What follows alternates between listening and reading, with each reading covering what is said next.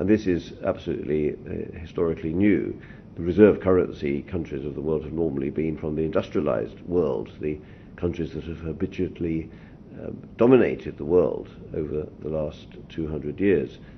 So now the renminbi has joined something called the special drawing right, which is the official monetary unit of the International Monetary Fund at the heart of the world financial system. Well, there's two things really. One is that the fact that the Chinese currency has now entered this official monetary union, it's intensely symbolic, but it also has some practical implications. You see, overall, this measure means that China is becoming more part of the world economy, more centrally ensconced at the heart of the world economy. In a way, that's happened already. There has been a trend towards internationalizing the renminbi through greater use in trade, greater use in things like bond issues, and also for greater use in investment. China is a large part of the world economy. It is becoming more internationalized. There is now more global exchange between China and the rest of the world, both advanced economies and developing economies. And the Chinese renminbi will be used more and more in trade and investment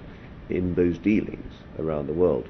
So the trend towards internationalization will continue. China, for a variety of reasons, has extended swap lines with more than 30 central banks over the last few years, 30 central banks around the world. Swap lines mean that these central banks have a technical agreement under which Central Bank A will lend their domestic currency to the People's Bank of China for 3 months, and the People's Bank of China will have a concomitant extension of their currency, the renminbi, to that Central Bank A, also for 3 months. That's why you call it a swap. It's a short-term credit, basically, which gives other central banks the opportunity of drawing on renminbi from time to time, whether needed for trade purposes, liquidity purposes, or even balance of payments purposes.